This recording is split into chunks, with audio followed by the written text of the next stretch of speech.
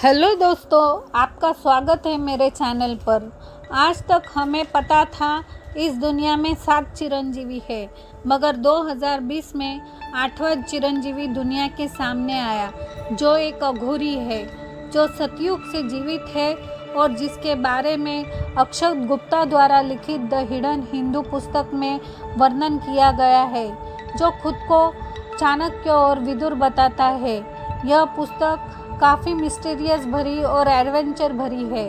तो चलो मेरे साथ इस कहानी का सफ़र शुरू करते हैं, पर उससे पहले मेरे चैनल को लाइक और सब्सक्राइब ज़रूर कर दें।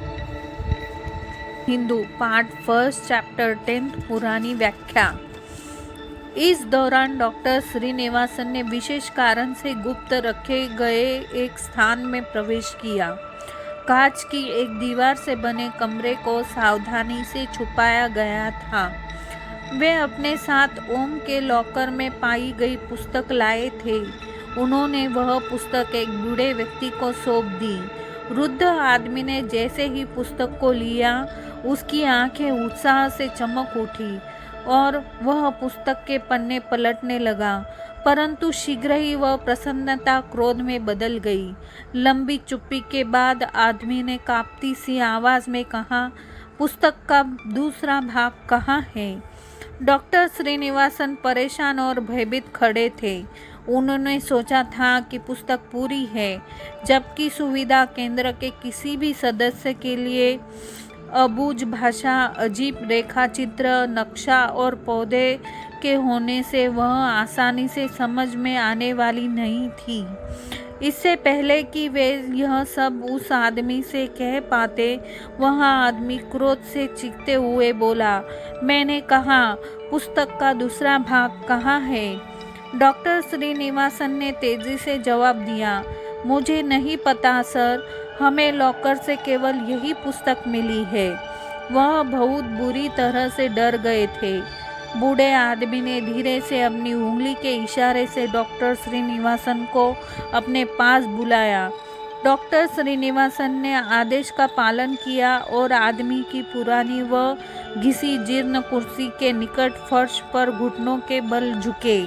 बूढ़े आदमी ने श्रीनिवासन के बालों को जकड़ा और बड़ी भयानकता से घूरते हुए कहा, इसे देखो, पढ़ो इसे, अनपढ़। इस पुस्तक का हर दूसरा पन्ना गायब है।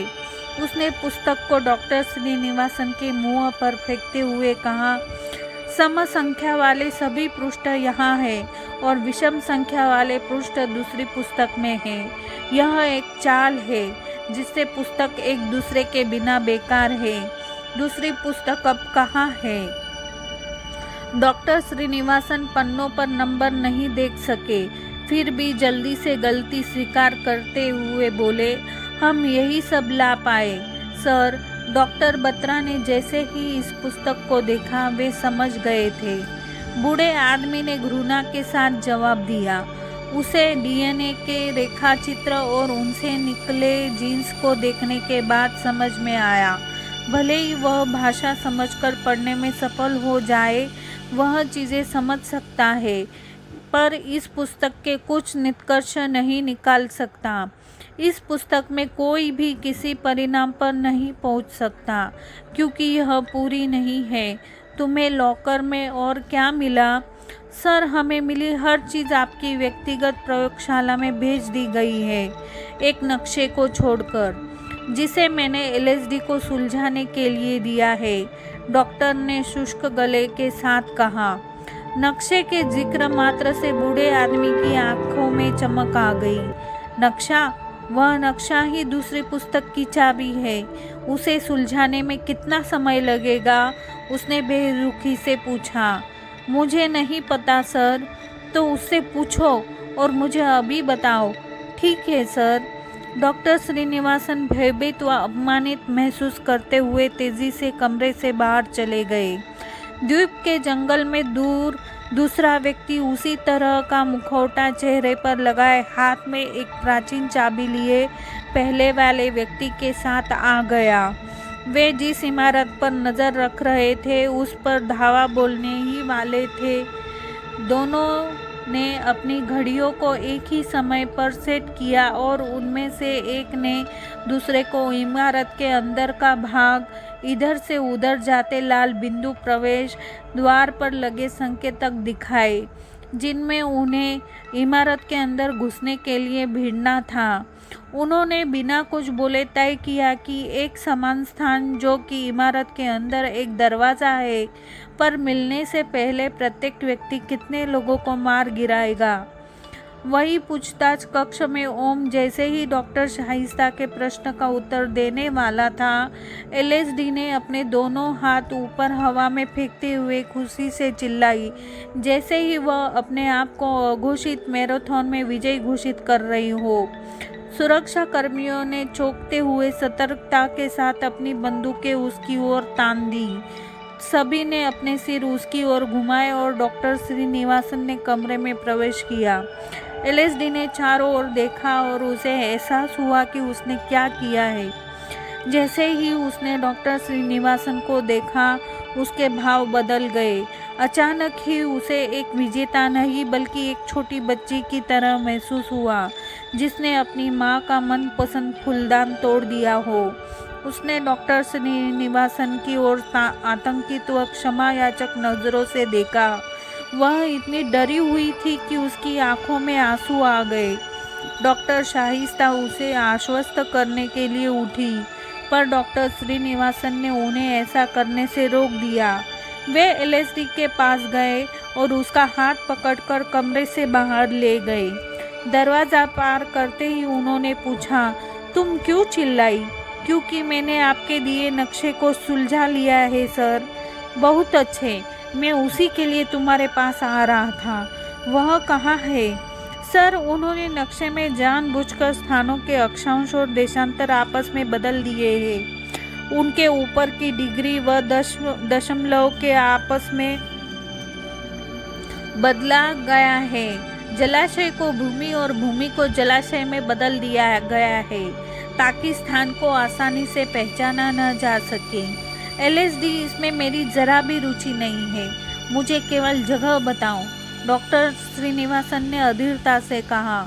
एलएसडी फिर से कमरे के अंदर भागती हुई गई, अपनी स्क्रीन से कागज़ के टुकड़े पर कुछ लिखा और 1 मिनट के अंदर वापस आ गई। उसने पर्ची डॉक्टर श्रीनिवासन को सौंपी और कहा, यह पर्वतों की श्रृंखला, जंगल एवं गुफाएं श्रीलंका में है और नक्शे में यह सटीक स्थान है। उसने एक विशेष स्थान की ओर इशारा किया। यह एक पुरानी गुफा जैसी संरचना है। ठीक है, वापस अंदर जाओ। डॉक्टर श्रीनिवासन ने बस यही कहा। एलएसडी को इतना महत्वपूर्ण कार्य करने पर उसके हिस्से की वह प्रशंसा नहीं मिली जिसकी वह हकदार थी। वह सत्ता प्रेरित लड़की थी और उसके लिए प्रशंसा इतनी महत्वपूर्ण नहीं थी।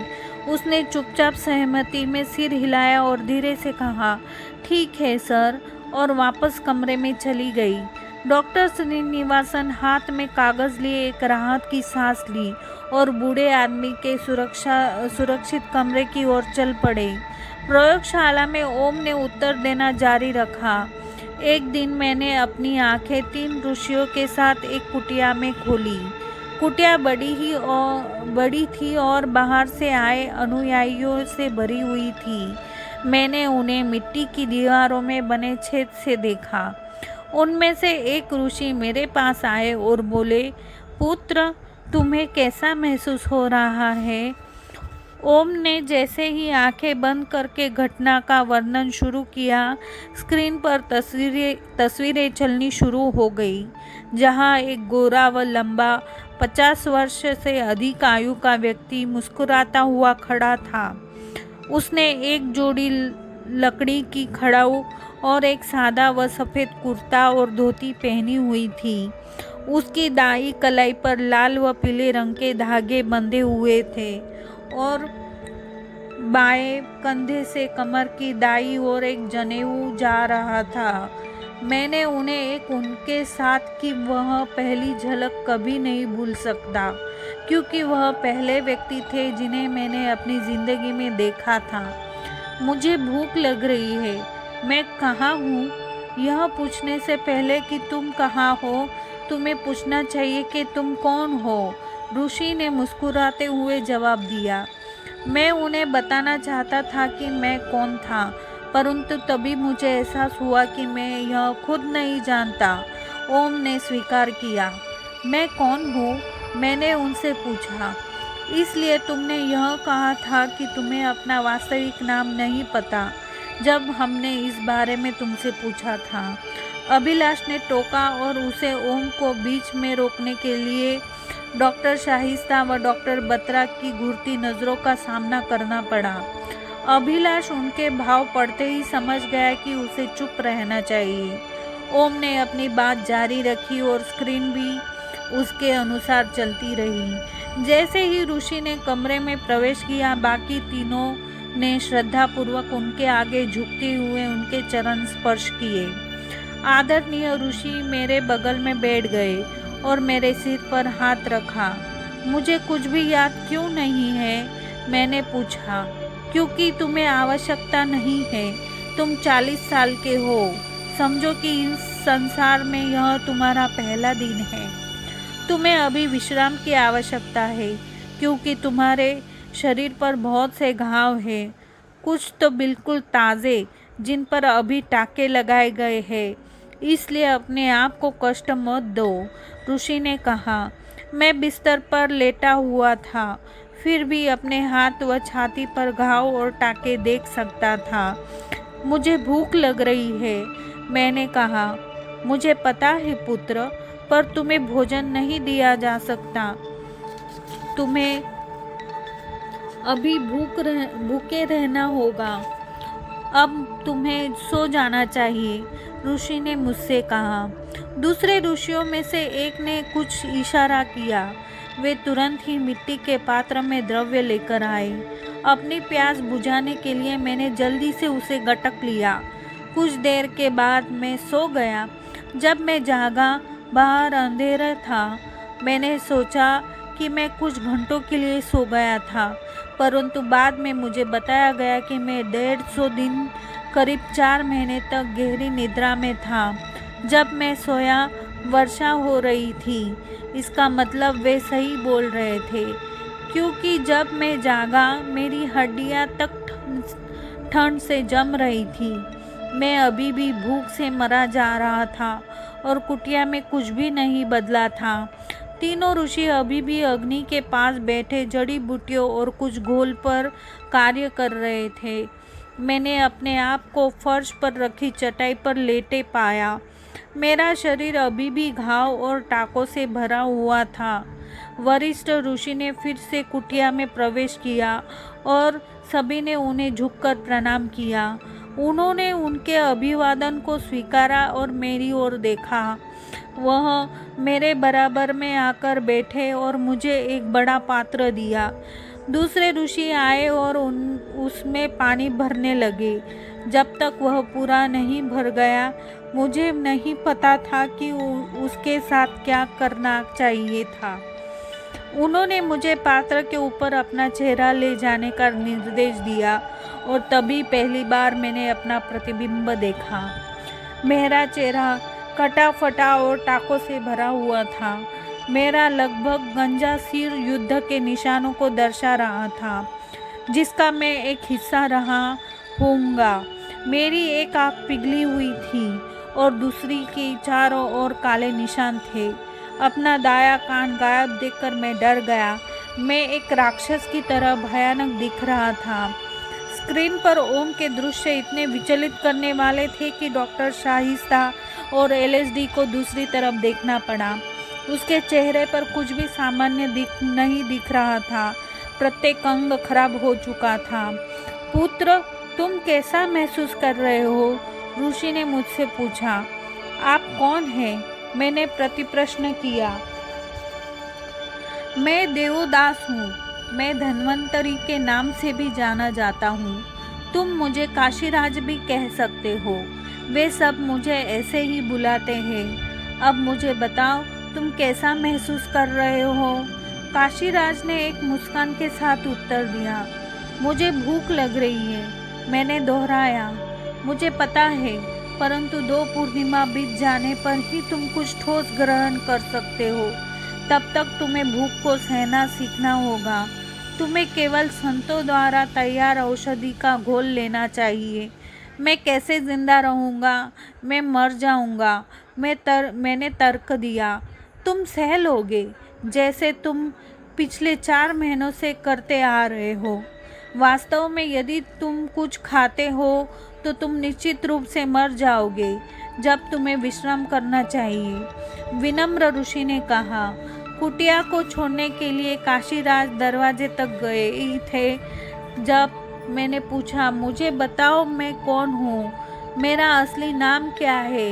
वे पीछे मुड़े और बोले, तुम्हारा पूर्व में कोई नाम नहीं था। वर्तमान में तुम मृत्युंजय नाम से जाने जाओगे और भविष्य में तुम्हारे कई नाम होंगे। काशीराज ने तब कुटिया से बाहर आकर आवाज लगाई, सुश्रुत। ओम ने मुंह से सुश्रुत का नाम सुनते ही सभी ने एक दूसरे के चेहरे को आश्चर्य से देखा। सुश्रुत के बारे में कही गई प्रत्येक बात का अर्थ अब समझ में आ रहा था। 10 साधु, धन्वंतरी, हिमालय श्रृंखला, औषधियों का ज्ञान, टीम के सामने प्रत्येक चीज स्क्रीन पर थी। कुटिया के 3 साधु में से एक सुश्रुत थे। सुश्रुत खड़े हुए और कहा, जी गुरुदेव, और कुटिया से बाहर चले गए। कुछ देर के बाद सुश्रुत अपने हाथ में जल पात्र लिए वापस आए और मुझे दे दिया। घोल में से पुदीने जैसी गंध आ रही थी। वह हरे रंग का था। मैं किसी भी खाद्य पदार्थ का विरोध करने के लिए असमर्थ था, इसलिए मैंने उसे एक ही घूंट में पी गया। उन्होंने मुझे चेहरे पर मुस्कान लिए दयापूर्ण दृष्टि से देखा। वे मुझसे बड़े थे।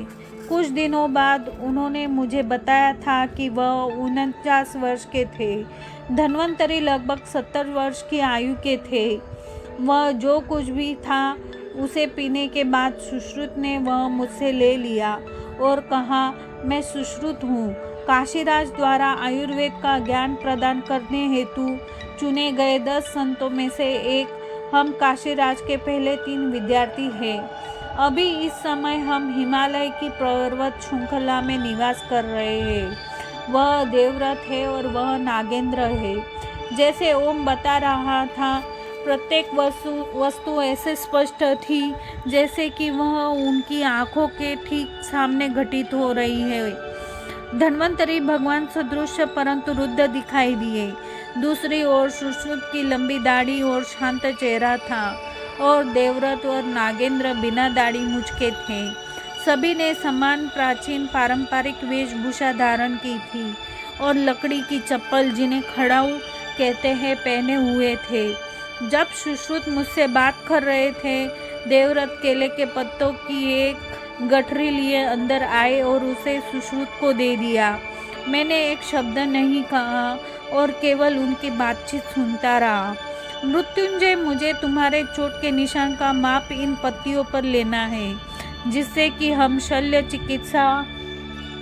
चिकित्सा कर सके और इन्हें ठीक कर सके, देवव्रत ने कहा। उसने माप लिया और कुछ आयुर्वेदिक औषधि एवं जड़ी बूटियों का लेप तैयार किया और मेरे घाव पर लगा दिया। बीते समय के साथ मैं ठीक होता चला गया। महीनों उनके साथ कुटिया में रहते रहते मैं उनसे भली भांति परिचित हो गया। जैसे जैसे समय बीतता गया, मैंने उनकी दैनिक दिनचर्या में सहायता करनी शुरू कर दी और उनसे चीज़ें सीखता गया।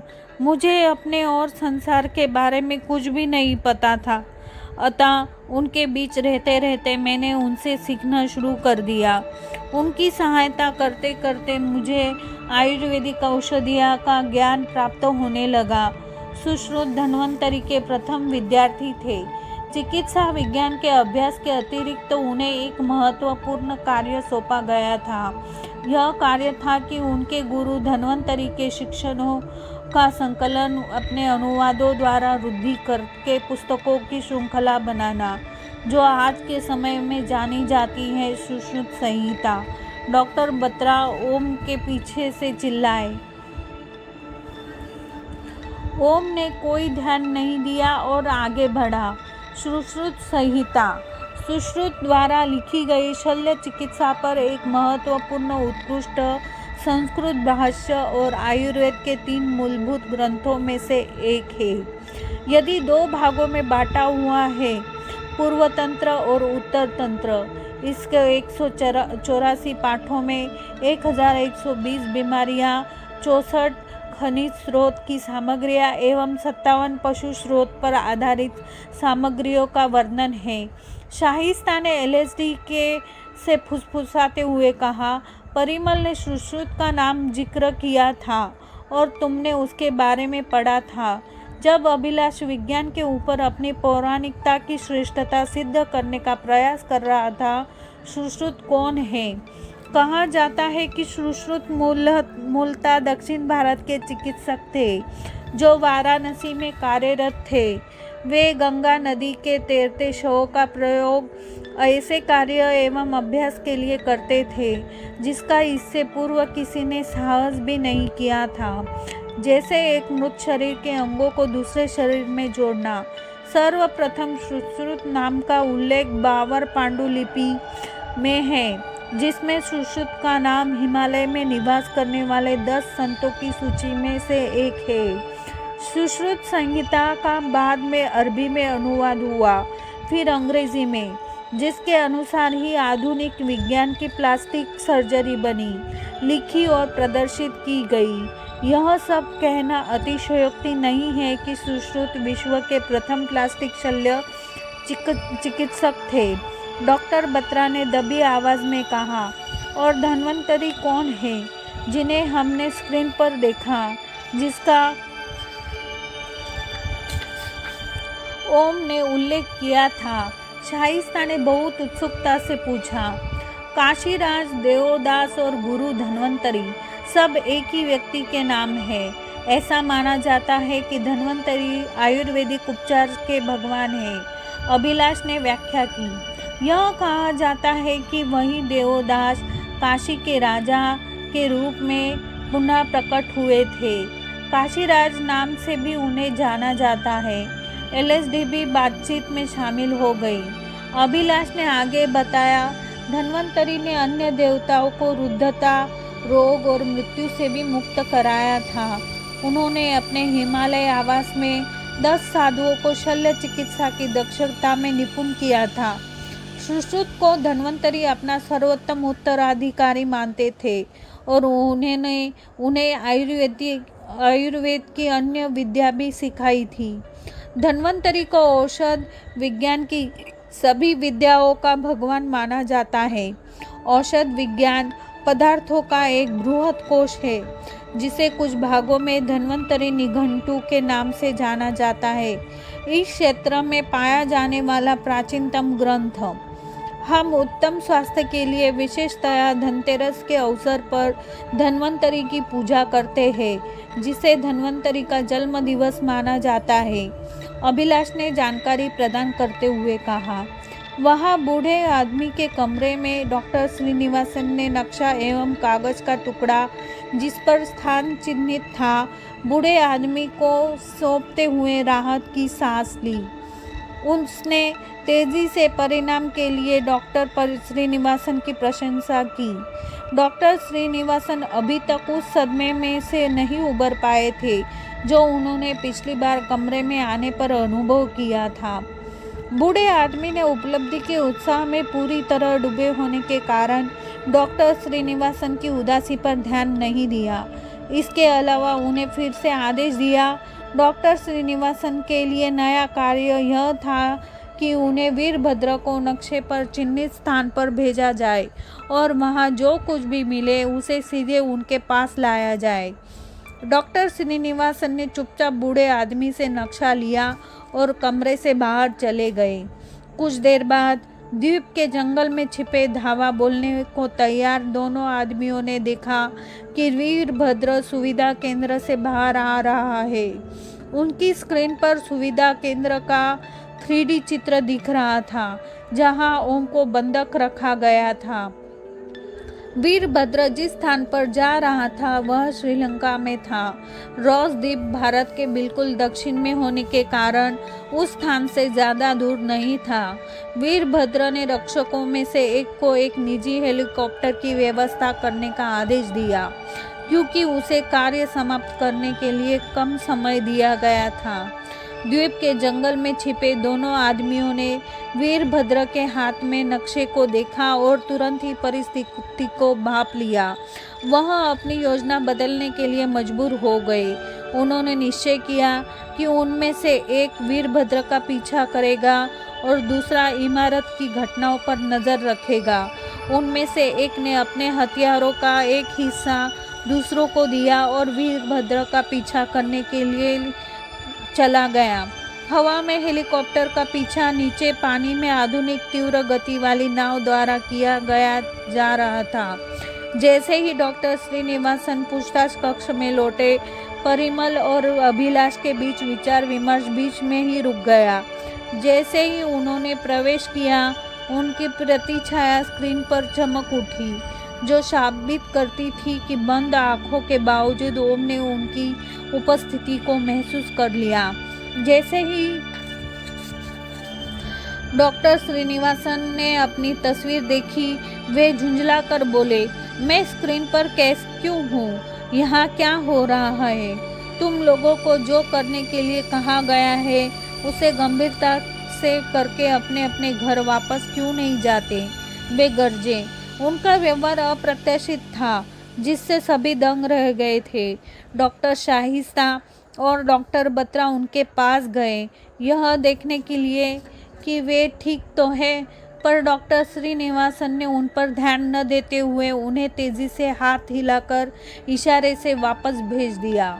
ओम एक जंगली अभिव्यक्ति के साथ डॉक्टर श्रीनिवासन को घूर रहा था और डॉक्टर शाहिस्ता को वापस अपनी तरफ आते देखकर उसने आंखें फिर बंद कर ली। शाहिस्ता बैठी और ओम को आगे बढ़ने का संकेत दिया।